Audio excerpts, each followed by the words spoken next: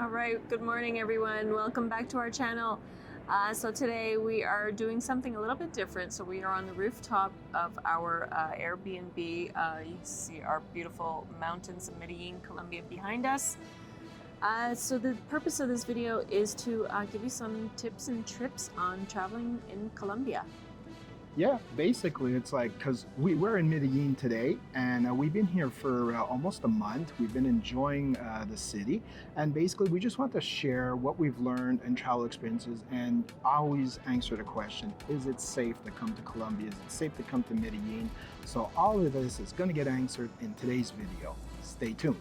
Why come to Medellin, Colombia? Well, for me, it was one of the most important things right off the bat was the weather. Guys, it is always kind of beautiful here. It does rain a little bit every day, kind of like Florida if you're used to that.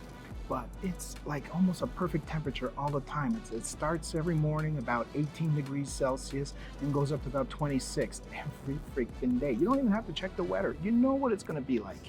You can't beat that. I love that. Yeah, and the rain is almost predictable. So almost every day we've booked a few tours in Medellin. They always announce rain, and well, we rarely have been rained out. That's so true. It does not, like, they predict rain more frequently than you actually get it. But look, just play safe. It's like when you're gonna go out, have a little umbrella with you, a travel umbrella, and you'll be good. So what do we think about the cost of living in Medellin or even in Colombia? It's obviously night and day to what we are used to in Canada. That's for sure. Meals are what? Well, let's talk in Canadian dollars because it just makes it a little bit easier for our audience. But it's like, yeah, if we're gonna talk typical meal when we've been going to the restaurants and everything, it averages about $30 for two. So, you know, it can be a little bit more, plus or minus $2, $3, but yeah. And that includes cocktails, like 2 or 3 beers and stuff, and so on and so forth. So that's a really good buy. It's like, and what else would you say is really cheap? Well, just some of the regular stuff that people would buy. Toothpaste. We bought toothpaste. Now, it's the local brand, 30 cents. Yeah, 30 cents I'm not Canadian. kidding. 30 cents. And it's just as good as Colgate and all the other brands. Yeah, I don't want to harp down on them, but guys, when you buy local in Colombia, you really have great value. They do have the brands that you're looking for. They are imported and everything, but honestly, it's the same thing. We all know this is the same thing. And look, rum. I'm going to touch on rum for a second. They make a lot of great rum here, and well, the rum I've been buying has been aged 5 years, and hopefully I have a clip that I'll be able to show you guys. It's aged 5 years, and it costs $12 Canadian. It's like for a 750 milliliter. That's a great buy. I mean, that's just wonderful. One thing we've noticed here in Colombia is they really do promote buy local. So anything that is made in Colombia will be a fraction of the price of anything that's imported into the country. Yeah. So besides cost of living, to come to Medellin or even Colombia, it's just beautiful. I say it all the time, every view is a great view. It means so much more here. It's like the views here are spectacular.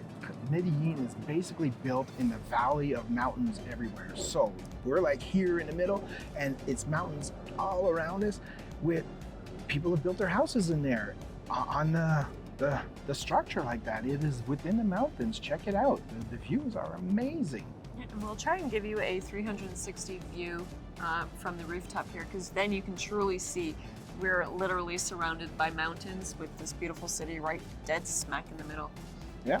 And you know, Medellin is another one of these cities where there is a lot to do. There is a lot to see. We've been taking a lot of tours, visiting the city, walking around, and just, you know, it's just a fascinating city where there is much to see. I don't want to give away anything on any of the tours or anything like that, because we do have other videos to show that. So just check our other videos in Medellin, and you will not be disappointed because there is a lot to do here. So it's a great tourist destination. So another inexpensive item here in Colombia, I don't think it's just Medellin, but we've experienced it here in Medellin, taxis. So DD, which is the Uber equivalent, is really dirt cheap. A 15-minute ride cost us like $3 Canadian. Yeah, basically any rideshare app that is used here, you have Uber, you have DD, and you can also use like Easy Taxi or even just general taxis. Compared to a lot of different destinations, especially Canada, US, and there, it is what we would call dirt cheap. It's almost ridiculous. It almost feels shameful. I always give a tip because it's like, and tipping's not expected, but I always give a tip because it just feels like, the ride was worth more than what we had to pay for. All right, so the next question that we're asked a lot is Spanish required? Oh yeah, that's a good one. Okay, well, look, the short of the answer is yes. It's required because I would say yes, it's required. Why? Because at least 50% of the time when you will go into a restaurant or into a store or whatever, they won't speak any other language but Spanish. So you're gonna have to be able to deal with that. And if you want to be able to communicate with and get what you need, well, you're going to need some Spanish to be able to understand the questions they're answering and be able to respond back in area. Now, that being said, it is still a tourist city here in Medellin and in a lot of cities in Colombia. So you will find some English-speaking people. Just I'm telling you, don't count on it. It's like it is not their standard language. You are in a different country and Spanish is the predominant language. So I wouldn't count on it. So my recommendation is definitely try to learn some Spanish before you come. There's a lot of great learning apps out there. I mean, Absolutely. we're using some. Yeah, so we're using apps like Memrise, Busu, and Baselang, and these are not sponsored. These are just our personal learning tools that we are using. Google Translate could be your absolute best friend sometimes when you're in a restaurant, they're asking you a question, and it's like, Absolutely, absolutely. Google Translate is definitely something you want to have with you. It's like, and look, there's no doubt about it. It's like if you know the language and everything, it makes everything better, more enjoyable, and safer. We'll touch on that later on the safety issue, but it is, in my opinion, a requirement for maximum enjoyment. So take it with it as you want. You can travel, obviously, without knowing the language. We are doing it all the time, but it is enhanced if you do. All right, so some of our general travel tips. Your phone. If you have an old phone handy, keep it. This way, if you lose it, it's not, it's not the end of the world. They're not exactly. losing everything. You don't care, it's your old phone. So it's like, yeah. If you don't have an old one, buy one. There are definitely a lot of inexpensive models that could be bought as long as they're unlocked, obviously. Yes. Yeah, you'll need an unlocked phone when you travel. I think most of you guys know this in there. But yeah, most definitely it's like, look, plan your trip before you leave, right? So if you're going to leave and you know that you've got like the new iPhone 13 Max or the new Samsung Galaxy, whatever, they're all super expensive and they're worth a small fortune nowadays. Well, buy yourself a used phone if you didn't keep your last one. It's like from your local market or whatever before you bring it.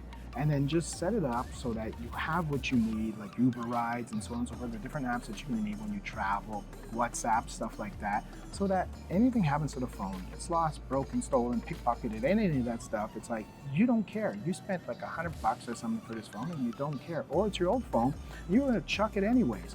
The message here is keep the old phone, don't trade it in. It has more value to you if you're gonna travel than trading it in for chump change on the exchange. Yep, and the unlocked phone kind of brings us to our next point. So again, not sponsored. This is something we use. One SIM card. So it's a pay-as-you-go data and telephone plan.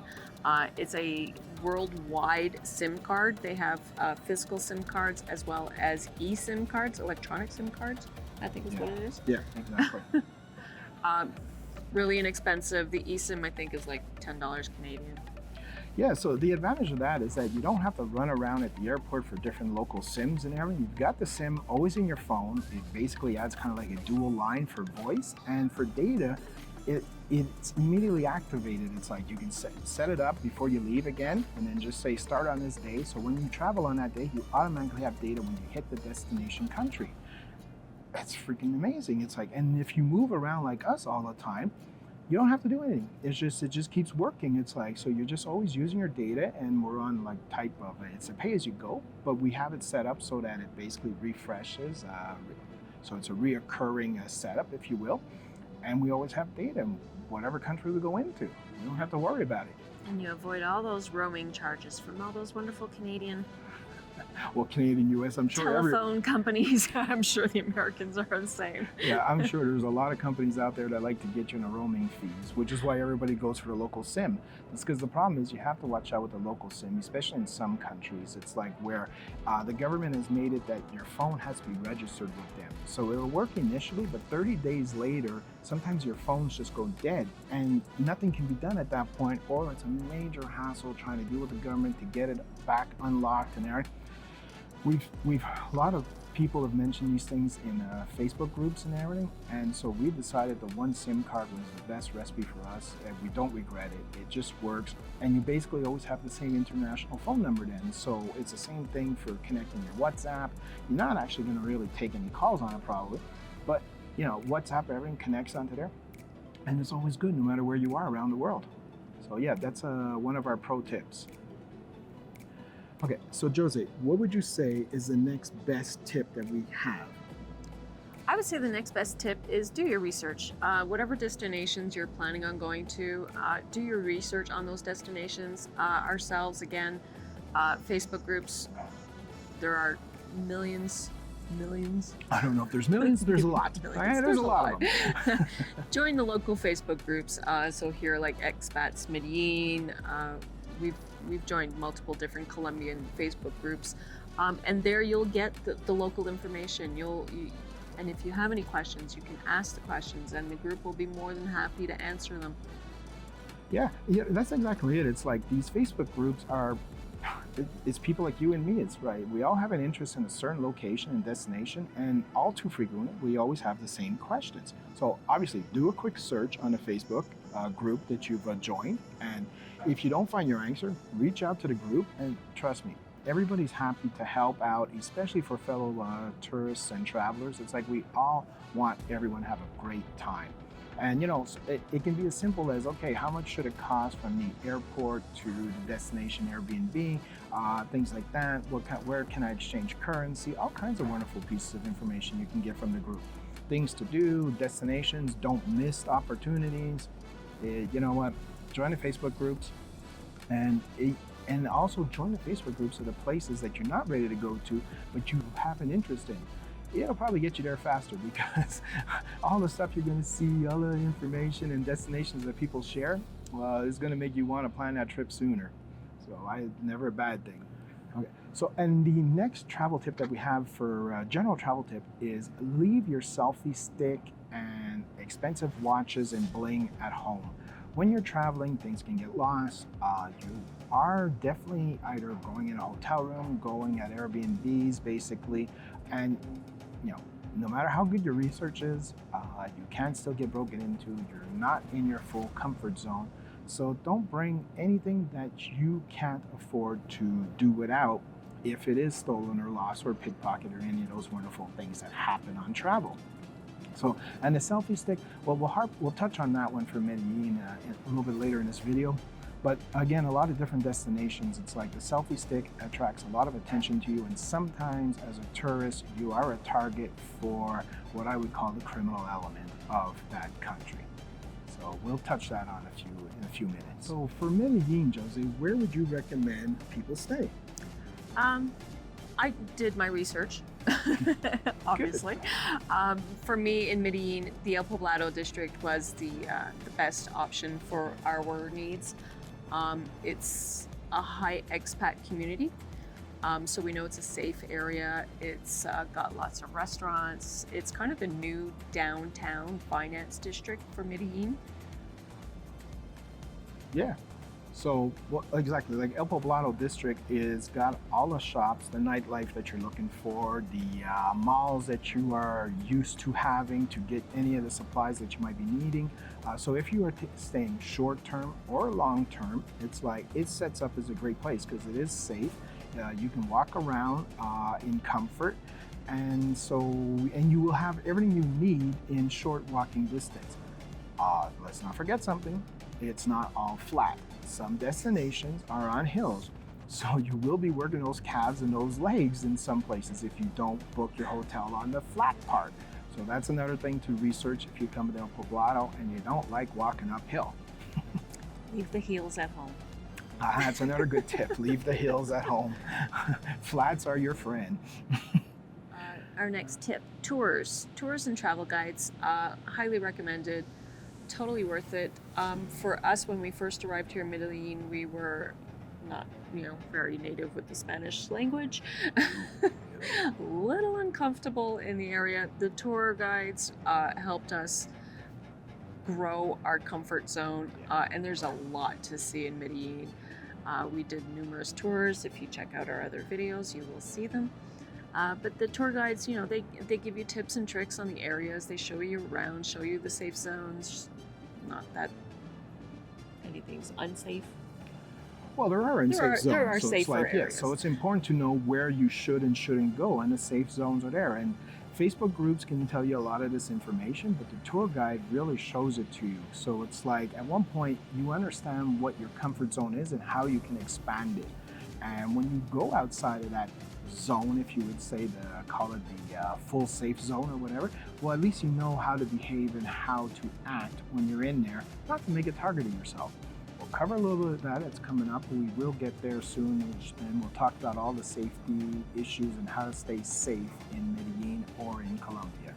Okay, the next thing to know about Colombia, and I'm not sure about all of Colombia, but I suspect that it's true. It's like, do not drive in Colombia. Don't rent a scooter. Don't drive. Don't try any of that stuff. It is hectic driving here. And another thing that happens is they do not adhere to crosswalks. So it's just chaos driving. So I would say if you step on a crosswalk and you expect a vehicle to stop, don't do that. Wait for them to stop first, because most Colombians do not respect crosswalks. So stop at lights, cross the street at lights, and you'll be much safer that way. You will run into issues if you basically try to drive, because scooters are ridiculously everywhere, and they cut in and cut out. I'm sure there are driving rules here, but you got to be born here to know what they are. So I would not recommend any scooters, any cars, anything like that. Just take taxis and ride apps, and you can get around the city that way. There is a subway, everything. We have not tested the subway. We haven't gone to the subway. We hear it gets really packed and stuff during rush hours, so we just opted to go for taxis and ride apps. So the next thing that you're going to see in Colombia on the streets, anyways, is a lot of street peddlers, some vendors of different sorts, and even some vagrants. This is Colombia. This is a way of life over here. They will constantly try to sell you goods and services. They are traders by nature. It is part of their DNA, if you will. So you just have to learn to accept that. It's like you'll be walking down the street and people will try to sell you candy from an open bag. People will try to sell you candy bars and the drinks and everything off the streets, which is great if that's what you're looking for. They will also, vagrants and everything will ask for money and everything. It is just to be expected. So it's not an issue, it's not a problem. You just say no gases and keep moving on. And they will generally leave you alone for the most part. It's like, but yes, expect it. If you're not used to it, that could be overwhelming at first. It's not a constant bombardment in Medellin or anything like that, or at least not in El Poblado, but it will happen. So be ready for it. All right, so our next question that's really asked a lot is Medellin or Colombia? Medellin, we'll stick to Medellin. Is Medellin safe? Well, okay guys, I hate to say this and everything, but the short answer is no. If you're not an experienced traveler. In other words, if you are not used to taking standard precautions, I would say, from traveling when you go somewhere foreign, and not to do the, call it stupid touristy thing, because we've all seen it on occasions, and sometimes I've even done it myself, then Colombia will probably teach you some of these lessons the hard way. Because no, in my opinion, it is not 100% safe. It is far from 100% safe. And the criminal element is there, and it is around you, and they are noticing you if you are doing these stupid touristy things. Plus, they don't just rip off tourists. It's like they rip off locals also. It's like whoever is unexpected and not taking prudent precautions. So we're going to get into some of these prudent precautions right now, and then we'll also tell you how to come and visit safely. So if you follow these precautions, you won't have any issues. But this is an important subject. All right, so I would say one of the first topmost tips is really not to draw attention to yourself. The bling, leave it at home. Jewelry, watches, it's not needed. If you don't want to lose it, don't wear it. Yeah, I mean, basically, in a nutshell, when you go outside your hotel or Airbnb, it's like, and nobody hopes that you get mugged or anything like that, but the point is it can happen. So whatever you take with you outside of the building, be prepared to lose it. In other words, I'm not saying plan for it, but what I'm saying is if you can't afford to be without that item, or basically you're going to just really mourn its loss after, well, don't take it out with you. It's like it's too valuable to you, so leave it indoors. So that's kind of the thing that you got to expect. So one of the tips is do not flag down a taxi just like that without knowing it. Call a taxi specific that is coming to your needs, or use a ride app and everything where you can validate the plate, the driver, and stuff like that. These are important things just to make sure that you're not getting into an illegal cab that might be set up as a tourist trap that might bring you to your ATM and have you empty all your accounts. Not saying that happens frequently in Colombia, but that happens basically. There are reports of such events all around the world. So don't ever flag a taxi like you can do, like let's say in Canada, where you don't ever have to worry about that. Here, you call an Uber, you call a DD, or go to a taxi stand specifically, and it's like set up your ride that way. Don't just do like you would do reflexively at home. You gotta be more cautious than that. All right, your phone. So this again comes back to either bringing a used phone or buying another phone. I know in Canada, where we're from, Toronto, Montreal areas, we're kind of born with a phone in our hands. You're walking around with your phone, texting, taking pictures. Don't do that here. Yeah, exactly. Keep your phone in your pocket, pull it out when you need it, look around you, check your six. It's like, look, it's a hot ticket item. It's like, so it makes a target of you every time you do it. It's like where someone might run and snatch it. I haven't seen it happen personally, but you hear, if you go into Facebook groups, you hear stories about it all the time. So yeah, look, all these things make the criminal element target you. They make them take notice of you. So just, be cautious when you take it out. All the criminal element recognize all the newest phones, all the top of line stuff. So they're educated on this. It's like, that's their job, and that's when they take it serious. So you take out an old phone when you need a phone. That's the best tip that we can give you. It will keep you a lot safer. All right, walking around the area. So we're in a relatively safe area. However, they say not to walk around alone, especially at night. Stick to crowds, stick to the daytime. If you need to go out, again, Ubers, DD, taxi rides, they're really inexpensive. It's simply not worth the risk. Yeah, this is something a lot of people, or even like I would call introverts or whatever, we're always kind of looking for the no crowded situation. Go where it's quiet, go where it's, no one's around, where it's a little more isolated. Not a good idea in Colombia or in a lot of different destinations. You want to go where the crowds are. The crowds, it keeps you safe. It's like you blend in, you're not a target, and you're not easily accessible. Because where the crowds are, the police are, safety is, it's safety in numbers, guys. So if you're used to, like, Sunday is technically most of the time a non-working day for most of the public in Colombia. And so, if you go walking around in, let's say, El Centro or some of the higher criminal element areas, Sunday's not a good day to do it because there's not enough people around, and you will be spotted easily by the criminal element. So don't do it. Wait for a more busy day. Go, I'm not saying rush hour, but during the week, even Saturday, these are better days to visit higher crime areas. And another, just another quick tip: if you see security around, police, it's not because the area is high crime. They are there for your protection. They're there for your friends. So if you ever go into an area that's really crowded, you see security hanging around, it's not an issue. Be thankful that they're there. They're there for your safety. Yeah. Look, security is a good sign. So that's a good thing. However, it's twofold. If security's there, it's because there's also theoretically some criminal element on occasion there, and they will get them out of there. It's like, and they know, look, like everything else, right? It's like the criminal element know the tour guides. So when you take a tour guide, it's like they know who the tour guides are. So that creates a bubble of safety around you when you're on a tour. And it's the same thing. The security and police that are around in the high touristy areas, they've been there all the time, so they also know who the criminal element are, and so that creates a bubble around the area because they're there.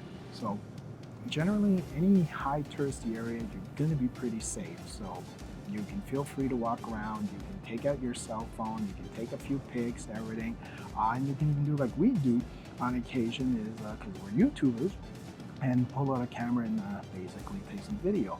I don't recommend doing that everywhere, and I don't recommend that for everyone. And we realize that every time we do this, we are putting a target on our back, and we are being noticed more by the criminal element.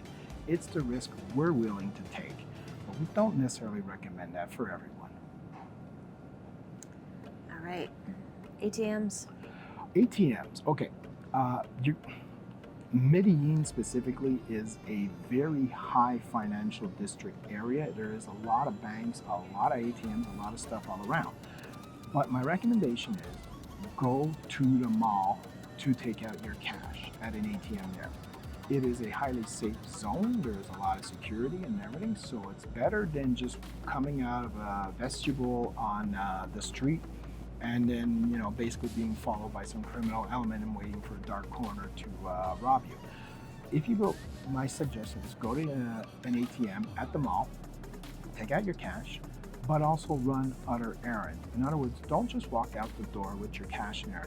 The reason you don't want to do that is because, first of all, the criminal element frequently works in teams. So there might be a spotter at the ATM saying, okay, this Joe over here or that girl over there just took out some cash. They'll text it to their sources outside the building saying, okay, leaving the west wing door, looks like this, wearing this, lots of cash. You're a new target now. And you can't even sniff this out because the spotter did not move, the spotter did not change. He just looked busy on his phone, but he's just relaying good information to his outside sources. I'm not saying it's going to happen all the time, but what I'm saying is if you go run other errands, grocery shopping, do whatever you need to do, kill some time within the mall, you will completely discourage anybody and you'll move on to another easier target. And that's what it is, guys. It's a numbers game. Don't be the easy target. Let somebody else be the easy target. You do what you got to do, live your life there and enjoy yourself, but you don't have to be the easiest target there. It's like you watch the nature channels. Never be the last gazelle. Don't be the last gazelle. All right, next tip, speak the language. Obviously, speaking Spanish in a Spanish country will help 100%. Yeah, it'll basically keep you safe. What I mean by that is, one, you come off less as the unknowing, unexpected tourist, for one, just by being able to speak the language. That's one thing. Secondly is, if someone is trying to communicate to you about any kind of criminal activity or danger zones or anything like that, and they're telling it to you in Spanish and you don't understand, you're not getting the message. The message is not received, and you'll probably end up doing exactly what they're trying to warn you from doing. So, not trying to scare anybody from coming to visit any countries that they don't know the language, but it is helpful. So again, if you are planning a visit to any Spanish-speaking country or any other country, try to learn some of the language beforehand. There's a lot of great apps, as we touched on earlier, that will help you do so for very, very cheap, actually. I find they give great value, and you can just take a yearly membership, got great value, and just start learning the language all the time for every place you're interested in. Wouldn't it be great to collect a bunch of languages on your belt? I think that'd be awesome. That's as cool as collecting a bunch of destinations and countries you visited. All right, next tip. When you go out, go minimalist. That is our philosophy. Don't bring anything that you're willing to lose, that's going to give you some pain points. One credit card, don't bring everything. Bring what you need, basically. So like one credit card, one ID. So if you do lose it, either through very innocent left behind or theft, you're not losing your shirt, and it's not an extremely painful experience. It's one credit card that you have to cancel. No biggie. Yeah, and you're still left with one or two cards in your hotel, so your trip is not ruined, your vacation is still going good, and you just have to do a little basic administration to get cards canceled and everything. So yeah, definitely, it's like, again, minimalist is the way to go when you're traveling. You want minimalist suitcases and bags, and then once you're on destination, when you actually go walk around, you want minimalist. And this applies to practically every country, guys. It's like, if you can't afford to lose it when you leave the hotel room, try not to bring it along. If it's absolutely key and essential to you, like for instance having a phone to call an Uber ride while you're on the street or a DG, then just keep the phone safe. Keep it in your pocket. Keep it. Get yourself. You got a wallet. Get a chain on your wallet. Get basic precautions. Allow pickpockets to look at you and say, "Oh, not easy enough. I'll move on to the next contestant." So, Ernie, how likely are we to get mugged? Well, no one can predict any of this stuff, of course, but look, it always boils down to the same thing. Follow good safety practices when traveling. You don't make a target of yourself, and what's going to happen is the criminal element that is there will just move on to other obvious targets. So you follow the best practices upon traveling the way that we are here. As we outlined here, go minimalist, stick with the crowds, don't go into dark alleys, take rides at night, stick to the safe zones. You'll be absolutely fine, and you'll enjoy your vacation, and you'll have a fun time doing it. Check your six on occasion though. I mean, you just gotta do some of these things. It's like when you're traveling outside of your comfort zone. So likelihood of getting mugged, I would say, still probably out of 1 out of 200, 1 out of 100. I have no idea what the statistics are, but I do know that if you're not the obvious target, next to the next one goes back to don't be the last gazelle. It's like, oh, I only got to run faster from a lion than the next guy. That's exactly it. If you're not the main target, if there's something easier, that's who's going to get targeted and not you. Okay, so Jose, would you live here in Medellin? Absolutely. So I know we may have scared you guys a little bit with some of the safety issues, but look, Medellin, in my opinion, is absolutely safe. The weather is beautiful. The cost of living, absolutely wonderful. It's beautiful. What's not to like? Yeah, you can definitely live here safely. Like I said, we don't want to scare anybody, but it's like you do need to know and do these safety precautions correctly. But once you do, you definitely can live here safely day to day. And let's not forget something.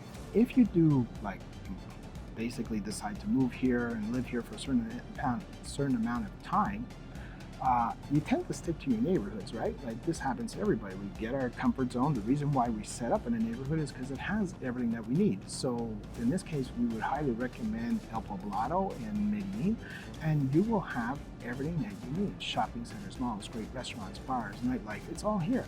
So you will stick to the safe zone on your day-to-day basis and not have great need to go on the outside of it. So you'll live a pretty great life, good cost of living, wonderful weather. I am definitely putting Medellin on my list of potential home bases. Right? I think we'd just be very happy here. Especially this neighborhood, the El Poblado area. Like we have 4 malls, I think, all within walking distance. We have grocery stores within walking distance, tons of restaurants, tons of bars, beautiful mountainside. So I guess the next question is, would we recommend this to our friends and family as a travel destination or as a tourist destination for a vacation? Well, the answer is yes. We would. Of course, we are flagging the cautious flag, saying, look, take proper precautions, but definitely you can have fun. So those precautions being? Stick to the safe zones, use safe rides, stick with the crowd, leave the bling at home. Tour guides, they're your vast bank of knowledge. Use them. We've actually have done many free walking tours? Yeah, the tours don't have to be expensive, guys. It's like you can take a ride over to their starting destination, which, like we already covered, is basically dirt cheap. And then there's a lot of free walking tours and stuff like that to show you a lot of different neighborhoods and a lot of different great sceneries. Like Comuna 13's got some free walking tours. And then you just, give a nice tip after. It's like, which really ends up costing you not a whole lot for a great day. And it is totally worth it. You get a lot of added value for something that theoretically is free, but it's not free because, you're a real asshole if you don't tip. But it's like, in the end, it's low cost, great tour. So highly recommended. There are tons of great sources and a lot of great sites that you can get this information from. And if you check our past videos, each time we have taken a tour, we've provided the link in the description as to where you can go get that information and everything with the tour guide that we used. So, and the last final tip I would say is do your research, find out what the safe zones are. We are highly recommending El Poblado for Medellin, but there will be other recommendations and other great places to set up base. We can't speak to those because we haven't set ourselves up there. But I guess I don't have much more to say on this subject, except for I do hope you guys enjoyed this travel guide. And if you did, please like and subscribe. It really helps us a lot. And hit the little bell too so that you get reminded when we post new content, because we will travel around the world and we will have tips like this coming down the pipe all the time. Our next destination is Cartagena, so don't miss that either. And if you have any questions, please feel free. Put a comment down below. We'll gladly answer. Yeah, definitely. Please comment. We do like interacting with you. It's like it makes us feel connected to the rest of the world, because I'm not saying it gets lonely, but it's really just the two of us while we're traveling around with our family and stuff. So your comments and discussions on our channel is something we find very heartwarming and are happy to receive and answer. So once again, like and subscribe, and we'll see you in our next video. Cheers. Bye.